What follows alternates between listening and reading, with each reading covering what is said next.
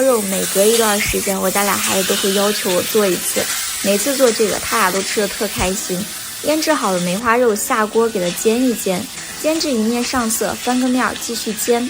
腌制方法也很简单哈，梅花肉切厚片，用叉子松一松，加一些葱蒜片，500克的肉加了1包叉烧酱，放冰箱腌制个1小时，再拿去煎。两面都给它煎出这种焦褐色，淋上一圈米酒。腌肉的这个料汁也不浪费，加点水倒进去，煮个20分钟就可以了。再来炒个很好吃又下饭的素菜，先来煎2颗鸡蛋，多煎一会儿，煎成大块。炒好以后先盛出来备用。锅里再重新来一点点的油，加入蒜片、青红椒炒香，然后加入糯米笋。不管是用它炒肉还是炒鸡蛋，我都超爱吃。炒断生以后加入鸡蛋，来点生抽蚝油，大火给它翻炒均匀就可以了。我还撒了点葱叶，糯米笋炒出来就是那种脆脆嫩嫩的口感，辣辣的就很下饭。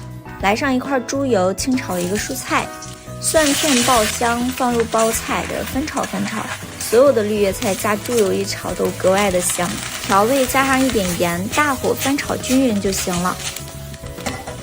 旁边的叉烧肉中大火给它收一收汁，收汁的时候要勤翻动一下，最后撒上白芝麻就可以了。看这个肉的颜色就超漂亮，酱香浓郁，这个肉就是又嫩又好吃。虽然做法很简单，但是真的很香。吃饭啦，姐妹们，拜拜。